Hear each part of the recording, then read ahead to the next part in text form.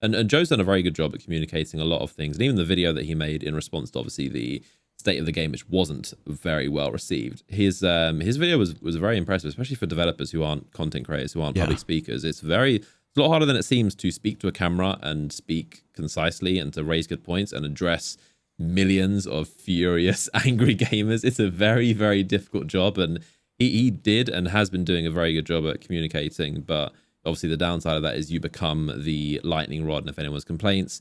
So it's a very, very tough job. It's why community managers come and go, and they kind of there's a certain lifespan of how long you can be in the hot seat of answering every single complaint that anyone who has a Twitter account has. But yeah, they're definitely doing a good job at communicating and being open, even if whether you agree or disagree with what they're saying. It's always interesting to at least see behind the scenes.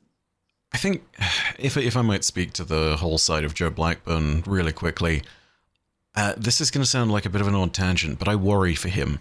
And I worry purely because at a certain point he wants to go on and like do some streams and just play the game for a little bit. You know, partly because of the toxicity side of things, and partly because streaming is an environment where you can't entirely control what's going on. Yeah, and every single thing that happens to him is going to be put under a microscope, and that's just, oh God, you know, he's a human being. Things are going to go wrong because things go wrong for human beings, not because he is incompetent. You know, like there's going to be a moment at which something happens that is imperfect. There's going to be a moment at which he's going to, I don't know, Lord forbid, like he lets something slip at that point, because he is a human being and he's out there working on all these different bits and pieces. And it's not always clear what's in the live game and what isn't, you know? I know that sounds ridiculous to a player, but you got to remember this is someone who is working constantly on the game, both in the stuff that's been publicly announced and the stuff that hasn't, who is playing a demo version of the build on a somewhat regular basis, and then is playing the live version of the build. Some of these things are gonna get mixed up and confused, and it's not, you know, it's a human thing. Like, this is not incompetence. This is him having to deal with the reality of juggling like 4 or 5 different versions of this game, 3 of which are in progress and 1 of which is live. You know, so I fear for him on that front of things, because this is the best communication we've gotten. And I think him actually putting his face and his words to the camera on this showed us the sentiment from within the studio, which was crucial to winning players back. It is the most important thing that came out of the state of the game, is his 15-minute video, because it showed that, hey, we are receptive to feedback and I do care about this. And it wasn't this thing of we care, Bungie, the entity that does not have a face to it. It was I, Joe Blackburn, the game director, cares. I don't want him put under a microscope, because everybody makes mistakes and everybody has these moments where it's less than perfect.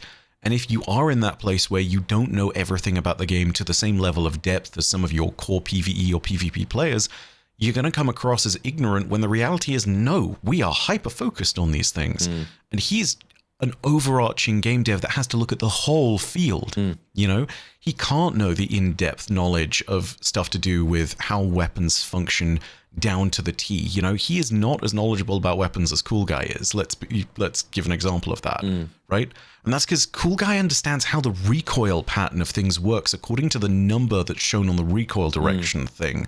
You know, like, I don't expect Joe to know that, because he's dealing with bigger stuff. He's the game director. Things. He's not even like community manager is a whole separate job of having to be the mouthpiece of the company. But yeah, it's a weird one, because on one hand, it's definitely like we've seen, especially for the past, I guess, since Dylan left, it was, you definitely saw it's kind of like an absence of a human face of Bungie. It's nice to have a person that represents Bungie, but at the same time, it's almost, I think we've talked about it before, but it's almost an impossible job of trying to be that face of a whole company. And, you know, when it's good, it's great. And when people are excited and when people are reacting positively to his video, it's good. But what happens when there's a backlash and people are furious about something, then it's a lot more tough. So it's a very difficult job that I wouldn't really wish on anyone, and hope he's doing it well so far. But I would imagine he's kind of gonna just keep it at a certain arm's length, where he's not the actual like weekly blog posts or weekly updates from Joe. I think he'll just touch in every now and again, but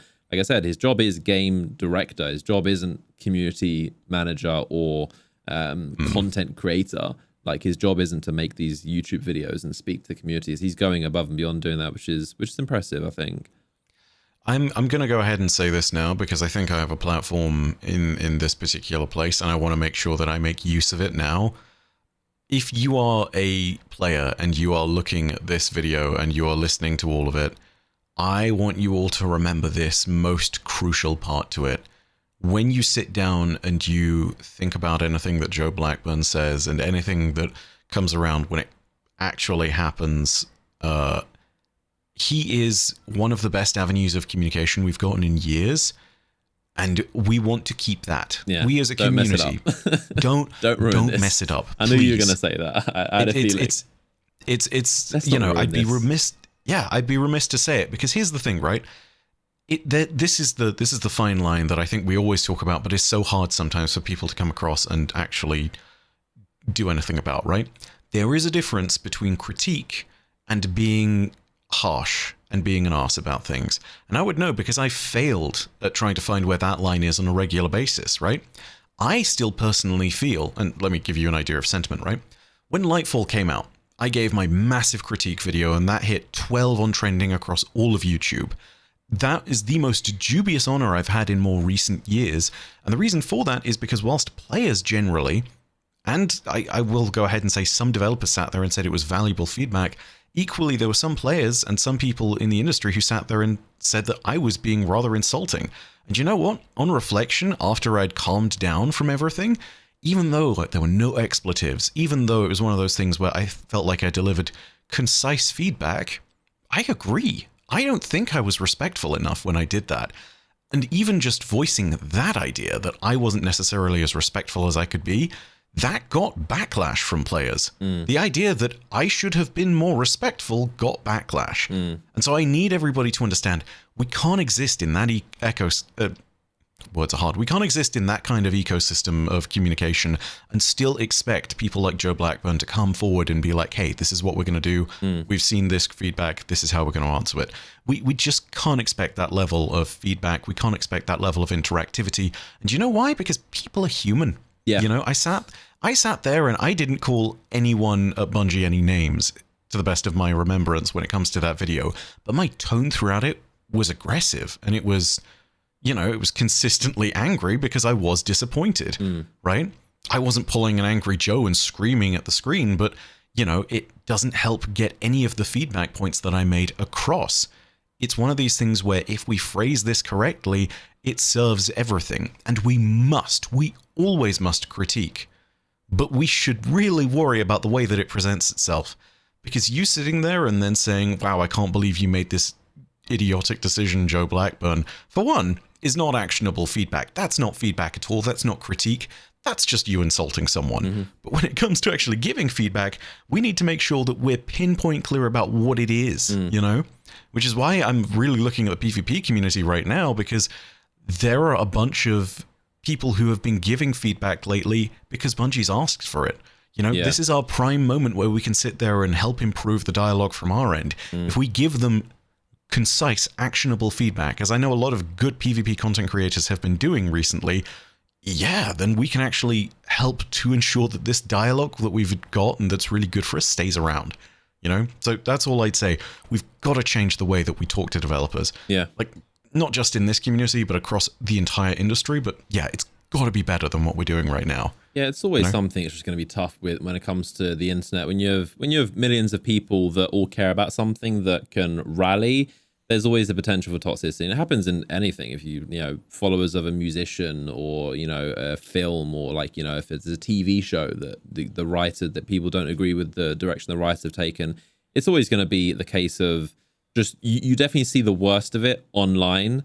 And that doesn't always reflect the general 90% of casual players or viewers or watchers or listeners who consume something and just kind of quietly get on with it. But it's always going to be a case of, I don't know, and especially in this final year of Destiny, people are extra critical, and people who don't play anymore and kind of either like the game, or people who don't play anymore and hate on the game, they're always going to be kind of very much, I don't know, like a peanut gallery, always commenting on whatever happens, mostly negative. But Then, of course, when it comes to just human psychology in general, negativity always rises to the top. We're more interested in things that are negative because it's just more interesting. It's just how the human brain, we've got a negativity bias built into us, which is kind of like a survival mechanism of threats are much more important to pay attention to than good things. If it's what a beautiful sunny day, it's nice. It's not really too important. Is there a tiger coming to eat me? That's important. So humans are very wired to pay attention to threats, danger, negativity. You look at the news, it's all just threats and doom and war and just crazy stuff happening and murder. Like, it's all what naturally we draw towards. So you see on the internet that rises to the top is negativity. Like, if you made a video talking about how much you like Lightfall and then you made a video talking about how much you dislike Lightfall, which one would get more views? It's just a natural way of how we work, but it's also on people to just kind of be a bit more, I don't know, not take things so seriously. But it's not just in Destiny or in games. It happens, literally with, say, Game of Thrones. I'm sure the writers were getting death threats, and people take it so seriously because they're so passionate about it. But I guess it's easier than done to tell people that are really passionate about something to calm down. But then by the same metric, you have people who just play this game for fun as a hobby, who have jobs, and Destiny is just fun for them. They're more passionate and more toxic and more just crazy than content creators who literally make a living off of playing and posting the game. So there are people who are like us who are more invested in Destiny's success, and we're much more calm and level-headed and just like, it is what it is, we'll see what happens. And then you have people who are just kind of like, it's a hobby for them, and they're sending death threats and talking crazy to developers. But yeah, it's definitely a weird one. And I don't think it's going to I think it's going to continue up until Final Shape because the stakes are high. The stakes are very high. As I said at a certain point with my final critique of Lightfall, where I talked about all the good and all the bad, I sat there and the very first thing I said was addressing the way that people are way too passionate about some of this stuff. And I literally used that line, like, I make a living off of this thing, and you are angrier about this than I am. It ain't that deep. Yeah. I don't mean to bring it back up, but you're 100% correct. Like, we got to remember that there are bigger fish to fry as far as what your priorities should be. And if you are one of those people sending death threats, I'm just going to say this, and I want to try and be compassionate about it, but please get help. I don't mean that in a plea. No, for sure. I agree, for sure. I don't mean to be facetious about it, but like, if you're in that place, something isn't right. Either you're just, you're actively posting and it's, sure, whatever, but you need to get a better sense of humor because that stuff legitimately is going to get taken to the police in some really bad instances. In other times, if you are in a troubled place, please, you've got to direct your energy to helping yourself. Stop like, it. Get some help. Actually, yes, 100% that. Some help. But no, it's something you see, and again, it's the entire internet. But I don't even know if it's never going to stop. But you can always try and do your best. But people just kind of take things way too seriously, and you see especially a lot on Twitter, a lot of people who are just like, you are very kind of bent out of shape about something that there are bigger, as far as things to be concerned about happening on this planet, there are much more things, like you should be outraged about this, that, before this game you don't like, or this musician made a song you don't like, or this TV show isn't as good as you thought it would be. Like, but who knows? I don't think it'll ever be a solvable problem, but I think it's definitely not gonna slow down. I think as the final chapter approaches of Destiny, I think people are a lot more watching with eager eyes of how's this gonna go down.